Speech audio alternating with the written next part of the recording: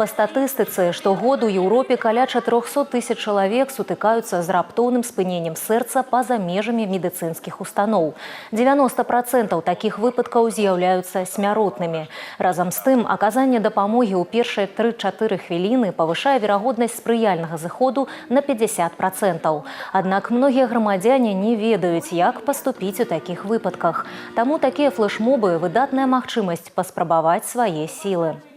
Совместно со студентами медико-медицинского колледжа мы хотим, так скажем, по принципу «равный обучает равного», рассказать о правилах оказания первой помощи. Учитывая, что студенты – это молодежь, а молодежь – это будущее нашей страны, и активная ячейка общества, мы надеемся на то, что сегодня полученные знания они передадут своим друзьям, близким, родным.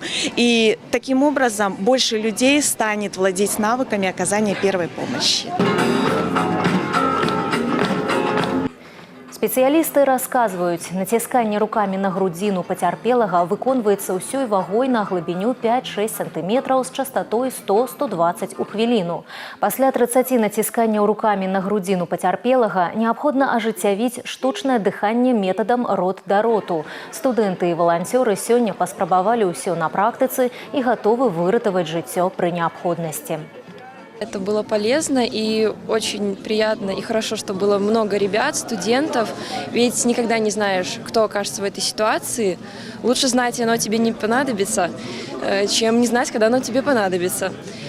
Поэтому благодаря этому тренингу была возможность пообщаться с специалистом и попробовать. Поэтому если мне это понадобится делать, я спокойно смогу реализовать. С помощью этого тренинга мы получили, скажем, более полное представление, уже визуальное, по оказанию первой медицинской помощи. Если я окажусь в такой ситуации, что мне нужно оказать сердечно-легочную реанимацию, я думаю, с помощью этого тренинга я спокойно могу ее оказать. Асноўная мэта флэшмоба – прыцягненне ўвагі грамадства да неабходнасці набыцця навыкаў, якія могуць выратаваць жыццё. Сардэчна-лёгачная рэанімацыя – працэдура, якую павінны ўмець рабіць усе.